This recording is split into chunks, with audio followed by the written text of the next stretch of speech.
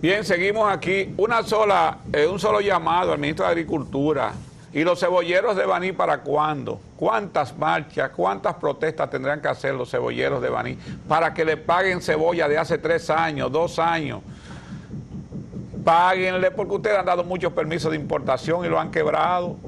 Páguenle, que esos cebolleros estaban antes muy bien económicamente y lo han quebrado ahora. Adelante, Dancy. Diputado, en el mismo tenor de la Cámara de Cuentas, me preocupa ver públicamente que la comisión conformada por miembros de diferentes bancadas, de diferentes partidos, haya una contradicción tan grande cuando el presidente de la comisión, señor Henao, agarra y de una vez habla de juicio político. Sin embargo, los miembros de la comisión de partidos contrarios de una vez dicen, pero ¿y qué fue esto? No fue lo que se aprobó, esto no es así. ¿Cuáles son los elementos? O sea, ¿cuál es la prisa?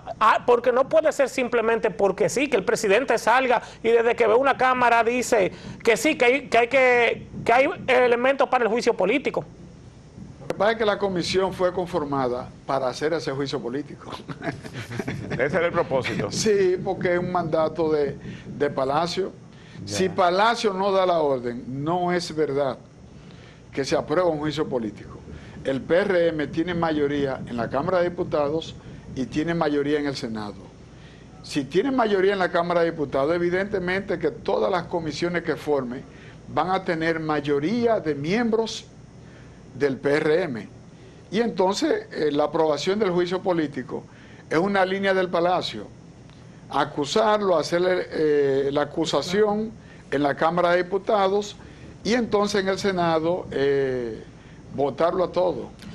En ese mismo tenor, sabemos que el partido oficialista tiene mayoría en ambas cámaras, pero tiene la mayoría para cumplir con los requeridos de las 2/3 partes para eso, si todos los partidos de oposición se unen en contra.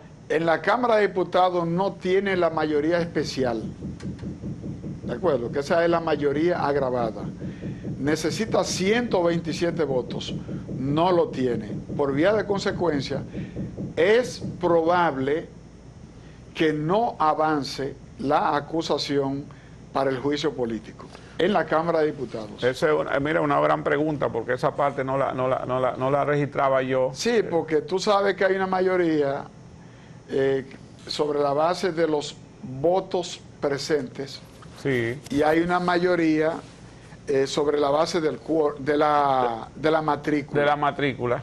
Son 2 mayorías diferenciadas. No, y si la oposición no hace quórum, entonces no hay manera. Sí, porque si la oposición se retira, por ejemplo, en la votación, y no aparecen los 127 votos, se cae. Se cae ahí mismo. Inmediatamente se cae. Pues no tengo duda que parece que se va a caer, a menos que no tengan interés del Palacio de conquistar algunos levantamientos de manos. Voto disidente. ¿Verdad? Por eso reitero la recomendación a los miembros de la Cámara de Cuentas. Que se pongan de acuerdo, que se sienten, que hagan un sancocho en la casa de una de ellas, ¿verdad? Que le pidan disculpas al país. Sí. Y que estén conscientes del daño. Ahora que me dicen que hay uno ahí que es muy insidioso, me dicen que hay uno de los miembros de la Cámara de Cuentas que es muy insidioso. Sí, pero ese es 1 entre 5. Sí, ellos debieran tratar de ponerse de acuerdo. Ahí hay un problema emocional, o sea, hay gente que debe madurar. Me parece que Daniel Coleman habla del tema de la inteligencia emocional. Sí, ahí hace falta inteligencia emocional para entender y dar paso al cumplimiento del mandato de la sociedad, del mandato constitucional, del mandato del Poder Legislativo, para que ellos cumplan la tarea que le encomendó el Senado de la República. Atención, miembros de la Cámara de Cuentas, denme 10 minutos con ustedes que los voy a poner de acuerdo a los 5. 10 minutos solamente denme que los voy a poner de acuerdo. Elpidio, a propósito de Cámara de Cuentas, auditorías, de ayer para acá ha habido un destape que mucha gente no ha dormido bien porque celebraban cuando había funcionarios del gobierno de Danilo Medina que le decían, duerman con ropa, porque de madrugada irán a ponerle las vacinillas en la cabeza, como le ponían a los del PLD. con todo esto que está aconteciendo ahora, auditorías que han confirmado corrupción en más de 7 instituciones del gobierno hasta ahora, ¿saldrá el Ministerio Público a buscar a esa gente? Evidentemente que no. Yo lo que creo es que la publicación de esas auditorías por parte de la Contraloría General de la República, Es la Contraloría que la publica. que es distinto a la Cámara, de Cuentas. ¿De acuerdo? Sí. Porque uno regula las auditorías, los controles internos, y el otro regula ya cuando el gobierno ha ejecutado y entregado los informes y demás, hace controles externos, post-administración. Yo lo que creo es lo siguiente. Primero, esas auditorías de la Cámara de Cuentas se llevan de paro la transparencia del gobierno. Demuestra que no hay transparencia. Número uno. Número dos, esas auditorías van a correr el mismo camino que todas las acusaciones que se le hicieron a los funcionarios del gobierno y terminaron unos en su casa. Sí.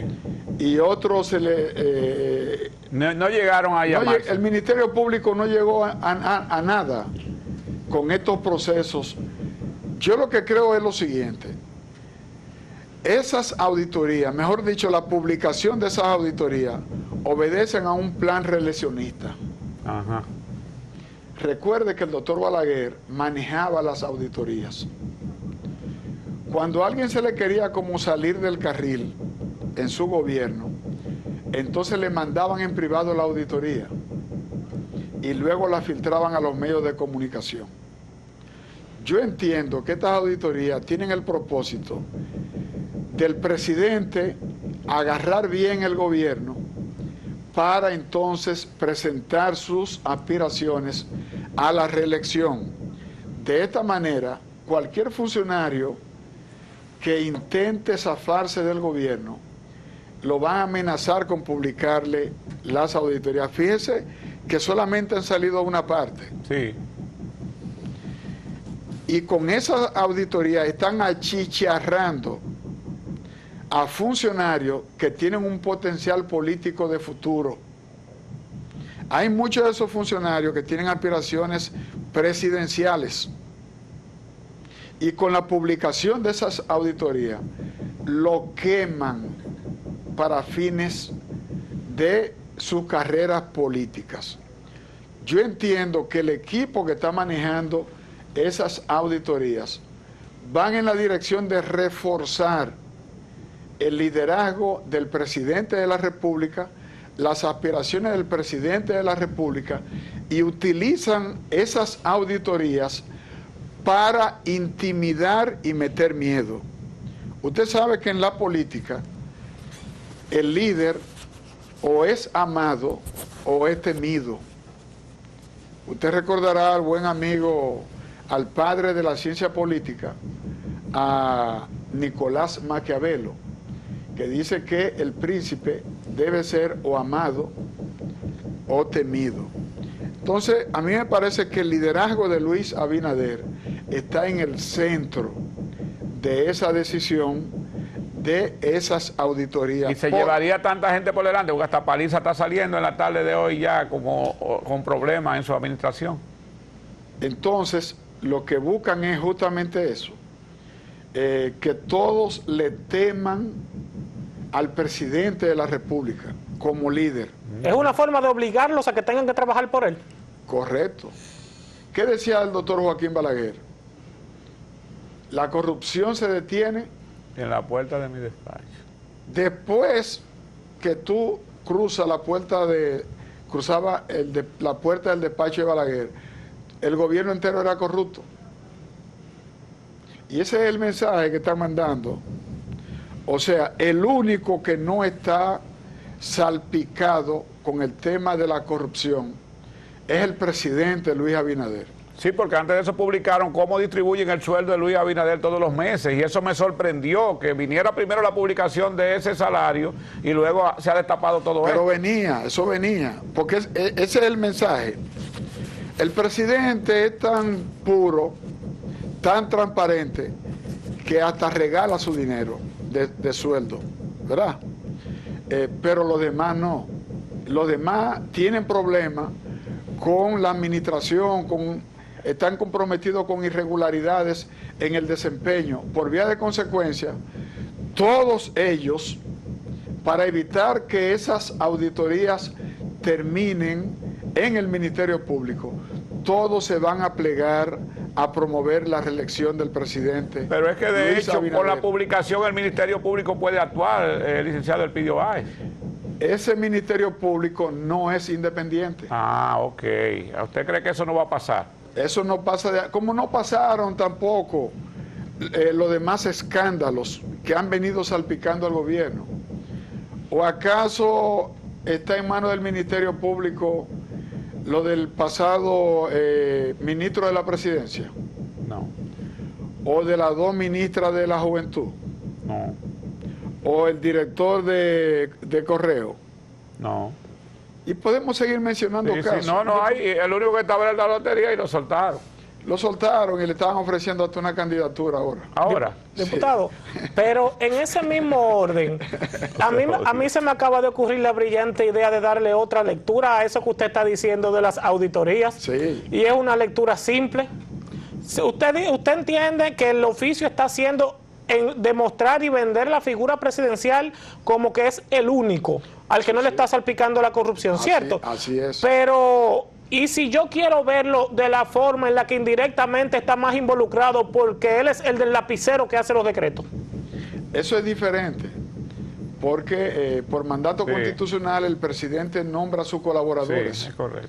Ahora, el presidente no es responsable de las infracciones que comete el colaborador. Correcto, pero es Porque el del son- lapicero que hace los decretos. No, porque es un acto de confianza y lo hacen todos los presidentes. Todos los presidentes nombran a los colaboradores. Ahora, cuando el presidente te nombra a ti, no te está mandando a hacer la cosa mal hecha. Sí, lo que dice Dáncel es que con esto, Pero si ¿por no, qué no lo lo quita, quita? si no lo quita, está comprometiéndose. Si lo quita ahora, prácticamente lo está imputando. Sí, eso es correcto. Entonces, Pero los hechos están ahí. El Quien lo está gobierno imputando tiene no que es el dejar- gobierno. vamos a ver Quien lo si... imputa no es el gobierno, quien lo Sí. imputa es la Contraloría. Entonces, la Contraloría lo que debe es someterlo, mandar a esa auditoría al Ministerio Público y la sociedad darle seguimiento para ver si el Ministerio Público actúa en estos casos. Ahora tiene una lectura y usted no está muy lejos de eso porque es sorprendente que porque si es la Cámara de Cuentas ya tiene otra connotación. Correcto. Pero que sea la Contraloría, un organismo directo del gobierno que la esté filtrando o dando a conocer, es sorprendente. Y además, la Contraloría tiene a un auditor en cada institución. Y ese auditor es el que autoriza todas las operaciones administrativas de esa institución. De modo que a mí me sorprende que la Contraloría esté publicando en este momento esas auditorías. A mí me parece que es una acción política Bueno, eso que viene del mismo Palacio. tiene una lectura. Ahora, Elpidio Báez, el diputado que la gente de la circunscripción, la 2, Elpidio, La la 3, tres. no deja ir. ¿Qué va a hacer con estas nuevas elecciones? Porque no se puede escapar a lo que la gente quiere. Entonces, ¿qué está haciendo para permanecer Elpidio o va a aspirar a otra posición? No, en esta oportunidad primero estoy trabajando para que Abel Martínez sea presidente, para que mi partido, el Partido de la Liberación Dominicana, gane las elecciones, para que Domingo Contreras sea el alcalde del Distrito Nacional, para que el PLD gane la senaduría y para que mis representados, para que los electores de la circunscripción 3 nuevamente me den la oportunidad de seguirle sirviendo desde la Cámara de Diputados. Bueno, eso es interesante porque la verdad es que Elpidio siempre ha estado ahí. Elpidio, yo creo que tú no dejas de ir un día allá a tu sector. No, yo vivo ahí. No, yo quería que tú dijeras que vives ahí, pero no quería privar que El conozco tanto de ti. el diputado que no se muda. El diputado que no se muda, que ha hecho esa campaña. Diputado, el Código Penal, ¿qué va a pasar? Estamos en un proceso electoral y evidentemente que los líderes políticos le huyen al Código Penal cuando viene un proceso electoral, porque hay un tema que choca con la iglesia o choca con los grupos feministas que apoyan el tema de la interrupción del embarazo en las 3 causales. Hay un tema que genera mucha controversia, genera pasiones. Aún tú apruebes el código, o con las causales o sin las causales, el tema sigue vivo. Y entonces, todo lo que genere conflicto que puede restarle votos a los aspirantes presidenciales, entonces lo alejan y lo sacan de la agenda en los procesos electorales. Bueno, páseme de ahí mismo del código, ya que no se va a aprobar, a analizarme la situación. Usted conoce los barrios. El presidente ayer ha dado unas declaraciones que hoy, lamentablemente, y lo sentí mucho, porque parece que al presidente nadie lo asesoró, de que no asumiera la seguridad nacional él, porque no había un intermediario a quien acusar. A partir de 2 semanas ya es a él que lo van a acusar de que no ha resuelto el problema. Y justamente le han respondido, hasta Ezequiel Molina y su hijo respondieron hoy, de que él tiene que tomar el toro por los cuernos y que la delincuencia lo que ha hecho es crecer en vez de decrecer, como él dijo en el día de ayer. ¿Cuál es la lectura que le da el PLD a esta situación? Porque Luis Abinader ha dicho, se la tiró a Leonel Fernández, pero quien gobernaba era el PLD, de que había más violencia antes y más muertos por violencia que ahora. El presidente está haciendo lo que le aconsejaron sus asesores. Los asesores le dijeron, el principal problema que preocupa a la población es el aumento de la delincuencia. Y las redes sociales todos los días están subiendo muchas informaciones de atracos, asesinatos, secuestros, sangre por todo lado. Y entonces los asesores le dijeron que había que bajar el nivel de preocupación de la población que se refleja en todas las encuestas. Y entre las opciones está esa, la de que el presidente aparezca él enfrentando el problema. Bueno. Porque la Constitución de la República dice que el presidente es el jefe de la Policía Nacional y de las Fuerzas Armadas, y él tiene que mandar las instituciones o directamente o a través de sus funcionarios. En esta oportunidad él decidió ponerse al frente. ¿Usted recuerda cuando Balaguer se puso al frente, creo que de CORDE? De la CDE. De la CDE. Sí. Él mismo un decreto y se puso al frente. Sí. Creo que otro de los funcionarios... Que no resolvió el problema tampoco. Sí, pero los presidentes en determinadas circunstancias toman ese tipo de decisión para mandarle un mensaje a la ciudadanía y generar confianza. Claro, es una decisión que te lleva a un riesgo político. Claro. Si el problema no se resuelve, entonces tú puedes cargar con una cuota importante. En el caso de El Salvador, ahí fue diferente. Y en el caso de Filipinas, también. Porque en Filipinas, a todo el que agarraban con droga, lo mataban. Sí. Y entonces ahí bajó el tema del narcotráfico en Filipinas. Y en el caso y bajó la delincuencia en todos los otros sentidos, porque los delincuentes tuvieron que salir huyendo. Y en el caso de Bukele, él decidió que ese iba a ser su tema principal y lo asumió por la importancia que tenía para su campaña y para convencer al liderazgo político de esa nación de que él debería ser reelecto, violando la ley. Sí, porque ahora él está violando la Constitución de su país. Pero eso es una dictadura. Sí, él hizo esa apuesta. Evidentemente allí los derechos civiles y constitucionales fueron echados a un lado. Allí se vive en un estado de excepción permanente. Pero él hizo una apuesta de carácter político. Hay que esperar a cuando él ya no sea presidente a ver qué va a pasar con el tema de la seguridad ciudadana. Pero esa lectura que se está dando él a la constitución de su país, de postularse, inscribirse cuando no se lo permite la constitución, ¿usted cree que esa lectura se podría mantener y no pasar a una dictadura real? Para hablar un chin de política internacional. Esos pueblos han tenido experiencia traumática con el tema de las dictaduras. ¿Usted recuerda todo lo que pasó en Centroamérica? Claro. Que luego vinieron los acuerdos de paz de Esquipula I, Esquipula II. Todos los países fueron encadenándose a una dictadura. Con dictaduras terribles. El Salvador, que terminó Venezuela, en Nicaragua. una guerrilla. Venezuela. Nicaragua, que terminó con la dictadura de Somoza. Ahora hay otra dictadura casi peor. Mira, para mí ha sido una gran decepción volver a una etapa que fue superada y que fue muy celebrada por los movimientos de avanzada, por los movimientos de izquierda, pero yo le decía, por los movimientos liberales de toda nuestra América. Yo decía aquí, recuerdo siempre el periodista Milor, que nosotros en Los Mameyes, siendo jovencitos en Villa Duarte, encabezamos movimientos hasta de recolección de dinero para mandar a Nicaragua a esos jóvenes que uno los felicitaba y los admiraba. Juan Bosch lo hizo.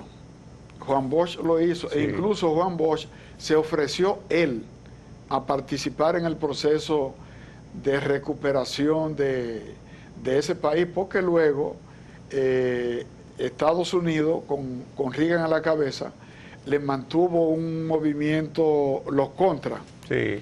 y le hicieron la vida imposible a esa sociedad. De todos modos, pasar de ser un héroe, como el caso del presidente Daniel Ortega y todo ese grupo del FMNL. A villanos ahora. Óyeme. Entonces, aquí hay que extrapolar lo del Salvador, Difícil. para bajar la delincuencia. Yo sostengo eso, Elpidio. Yo sé que usted es más democrático, usted es un hombre que está en los barrios, pero si aquí no se aplica, y por eso digo que el presidente no debió asumir, porque no es verdad que aquí se va a erradicar esta violencia que hay con los niveles de pobreza y la incidencia que tiene el narcotráfico en República Dominicana. Mire, lo que pasa es que usted no tiene una idea de lo que son las maras salvatruchas. O sea, la mayoría de ellos son deportados. Sí. Y entonces son despiadados cometiendo crímenes y obligando a los comerciantes a pagarle, igual que en México, le pagan lo que se llama derecho de piso. Sí. Es decir, para tú mantener un colmado tienes que pagar. Sí, una semanal. Para tú tener una discoteca trabajando, tienes que pagarle. De lo contrario, van y te la incendian. Sí, así era. Y te matan. Era una realidad que ya no está pasando. Entonces, aquí lo que hay que evitar. Pero dice que están llegando aquí muchos ya miembros Sí, de las maras. Pero hay que evitar en materia de seguridad que este país coge el rumbo de Colombia. En Colombia te matan 15 y 20 Sin un problema. fin de semana sin problema, Pero ese es el narcotráfico. por ejemplo. Y en México te matan un funcionario, te matan un diputado, te matan un senador, te matan un candidato presidencial.